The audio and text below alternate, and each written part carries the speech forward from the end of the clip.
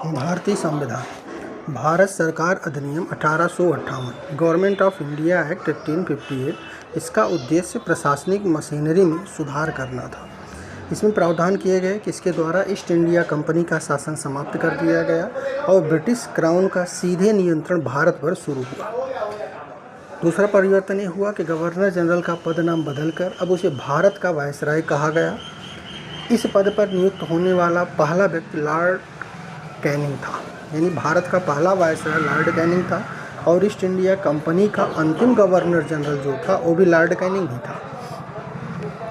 दूसरी चीज़, भारत में शासन की दोहरी प्रणाली समाप्त हो गई, यानी कि पहले कोर्ट ऑफ डायरेक्टर्स और भारत में बोर्ड ऑफ कंट्रोल के द्वारा जो डबल नियंत्रण था वो इस अधिनियम के माध्यम से समाप्त कर दिया गया।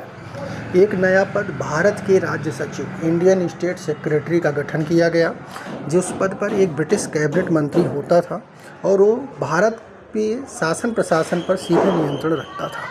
उसकी सहायता के लिए एक इंडिया काउंसिल यानी भारत परिषद का गठन किया गया जो 15 सदस्यीय थी। भारत परिषद अधिनियम 1861, इंडिया काउंसिल एक्ट 1861, यह प्रथम भारतीय परिषद अधिनियम था।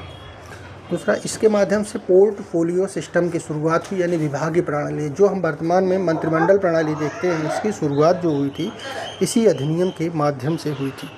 तीसरा, विधायी विकेंद्रीकरण की शुरुआत हुई 1833 के चार्टर एक्ट के माध्यम से, जो कानून बनाने की अधिकार पूरी तरीके से गवर्नर जनरल और उसकी काउंसिल को दे दिया गया था। यानी बम्बई और मद्रास प्रेसिडेंसी से जो अधिकार छीन लिए गए थे वो अधिकार अब उन्हें पुनः वापस कर दिए गए।